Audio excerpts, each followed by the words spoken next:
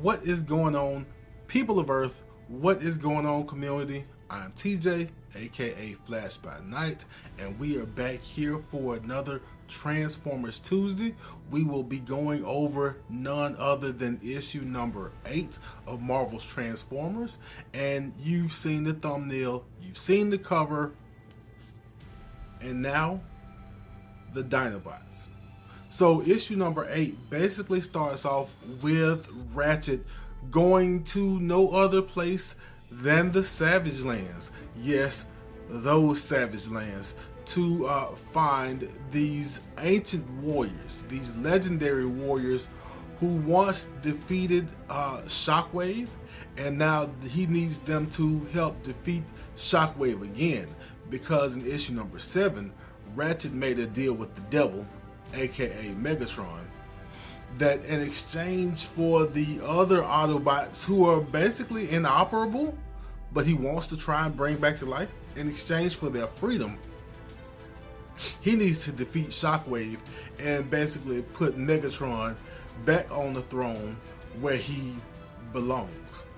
So we quickly jump into Ratchet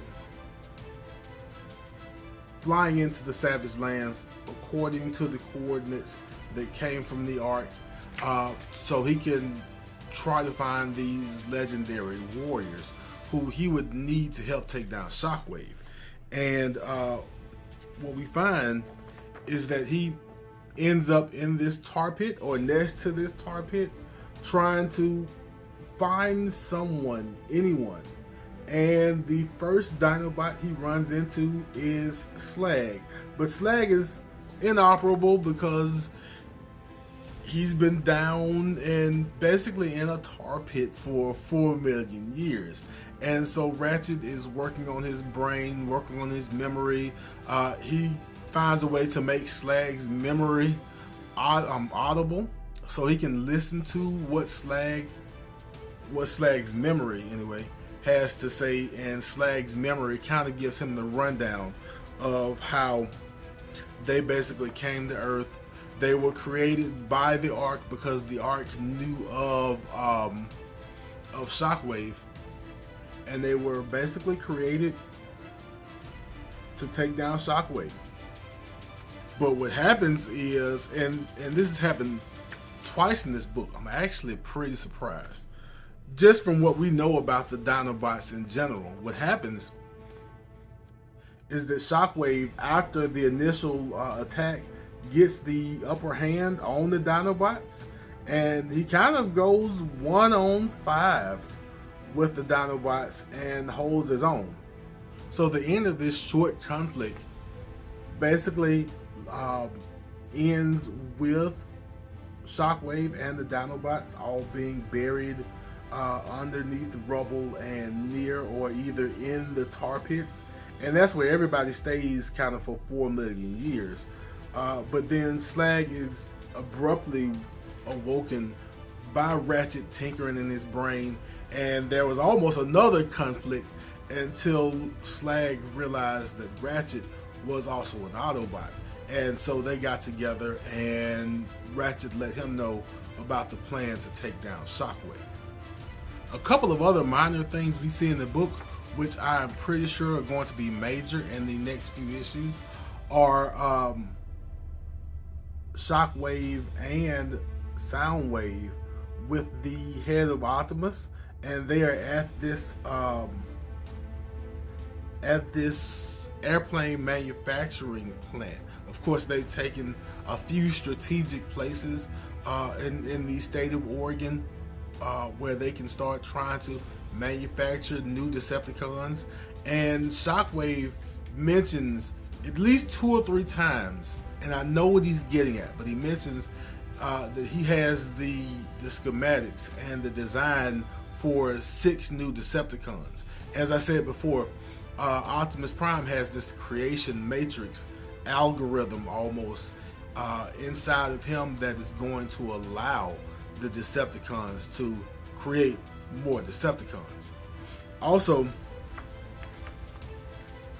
if you remember the first oil rig that belonged to BlackRock, that Shockwave took down hurt an employee really, really badly. And this employee is like the designer of the oil rig, really, really smart. And she is using some of that technology, some of the brilliance that she has to try and help herself and try not to be paralyzed by the end of this issue. We'll get back to that, but I think there is trouble afoot. Later on, as we're getting ready to wrap the book up, Ratchet meets with Megatron once again to try and finalize their plan to take down Shockwave. Little does Ratchet know, well actually I guess Ratchet does know, that Megatron wasn't ever going to fulfill his half of the bargain. Megatron was always going to turn on Ratchet, and Ratchet brought a plan B. He had already had the Dinobots who he managed to revive. He had already had the Dinobots staged in advance in the meeting place with Megatron because he knew Megatron would turn on him. Now, one of the things I said earlier was that I was kind of surprised that Shockwave could take the Dinobots, where it kind of caught me off guard, but at the same time, Shockwave was fully powered and the Dinobots were basically created from an arc which was losing power itself. And at the same notion, Megatron was also able to handle the Dinobots on his own. And again, while it sounds surprising, I guess because the Dinobots had been so recently revived from this 4 million years in a tar pit, maybe they aren't powered up enough to withstand Megatron yet. So what ends up happening is Ratchet takes it upon himself to try and take down Megatron.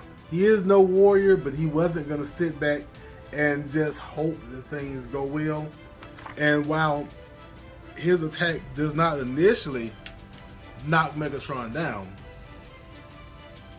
it does kind of reverberate through some of the rocks and the cliff on this mountain, and Megatron does fall, not to his death, but at least falls far enough to where the Dinobots and Ratchet basically survive and get to go and retrieve the other Autobots. So that's basically what we have here is the introduction of the Dinobots in proper, because issue number 4 kind of told us about the Dinobots and had some pictures, but we actually get to see the Dinobots.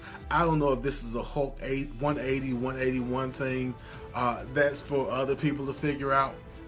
But this was a pretty good issue, and we end on a cliffhanger because apparently we are getting the introduction of a new character, Circuit Breaker, and she is probably going to want a little bit of vengeance from the Transformers causing this trauma in her life. But that's for issue 9. This is issue number 8, and now the Dinobots, and now we are through with Transformers Tuesday. I hope you enjoyed yourself. I hope you saw something you liked. If you did enjoy yourself, go ahead, hit that like button, and if you want to keep up with me, catching up with the Transformers, hit the subscribe button, hit the notification bell. Of course, feel free to leave comments, and as we always do at this time, love yourself, love others, and I will be back in a flash.